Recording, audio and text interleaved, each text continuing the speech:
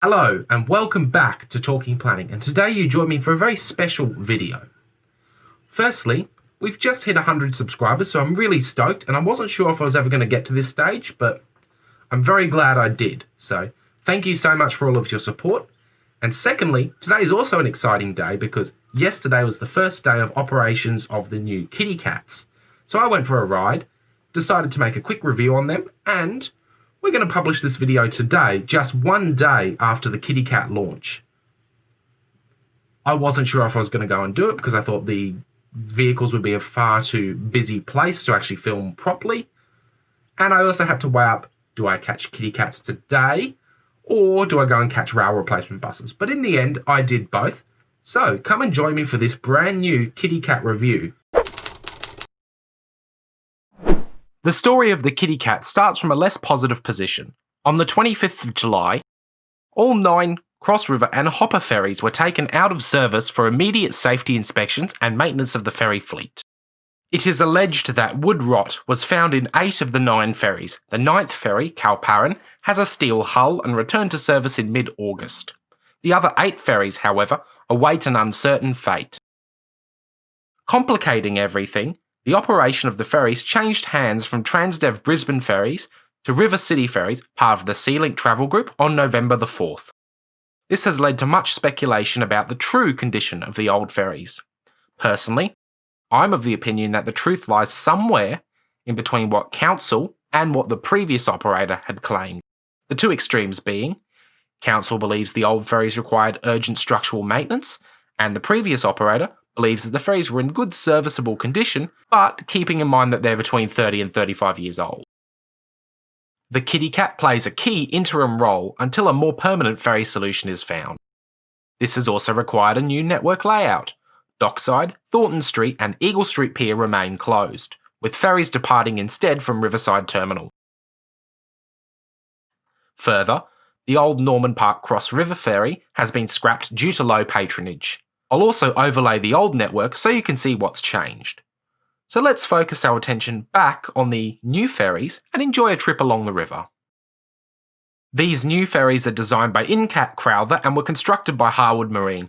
Originally, they were designed for low-volume services around the Sydney Bays precinct and previously operated for Captain Cook Cruises, which is part of the SeaLink Group. These little ferries are powered by a pair of Cummins QSB 6.7 litre diesels, which offer significantly better performance than the old Perkins or Scania diesels on the old ferries. Thus, the top speed of these ferries is 24 knots, compared to 10 to 12 knots for the old monohull ferries. In my travels, I caught 3 of these new ferries: Melanie, Eleanor and Victoria. When you catch Melanie, the ferry, there's a funny error. The outside of the ferry is named Melanie, but inside, and you look at the evacuation instructions, it'll say Melanie. Question is, which one's actually right? For the most part, these ferries look very similar inside and out across the range, with vinyl and netting seats, and some aluminium benches on the sides on the rear deck. These seats are actually more comfortable than they look, as the netting is taut over the aluminium frame, but there are still some springiness in the seats. What is surprising, however, is how few seats these ferries have. The trade-off being there's more space for wheelchairs and mobility equipment. When I first hopped on board, I was worried that there would not be enough ventilation. However, there's actually an excellent breeze through the front windows whilst the ferry is underway. Once you slow down, however, it can get quite warm inside. To ensure you can get some breeze, the back deck is the place to be.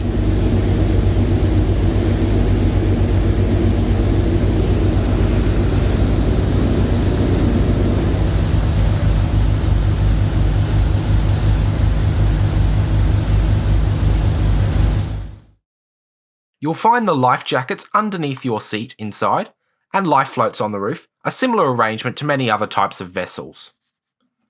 Moving back outside, I managed to capture 3 of these ferries in a row, all trying to dock at Riverside, which was quite a spectacle. So, let's head back along the river, cue the music, and enjoy the scenery.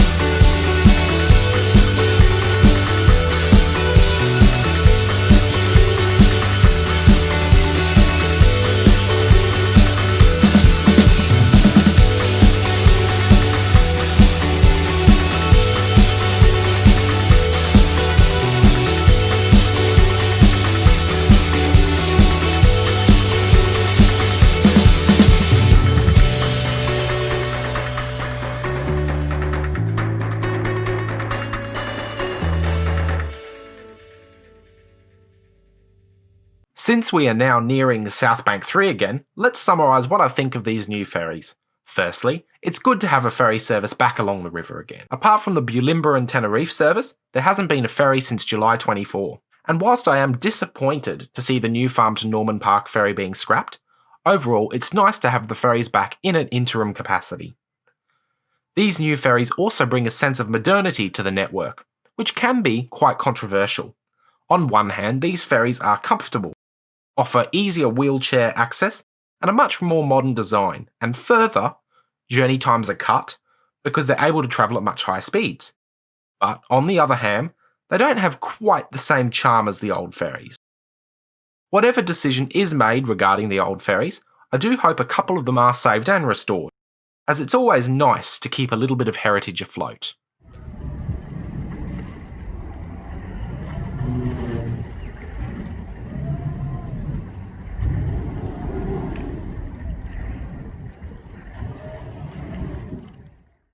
For me, the verdict is simple. It's still definitely worth going for a ride on these new ferries, as they offer a relaxing journey and a few more comforts than the old ones.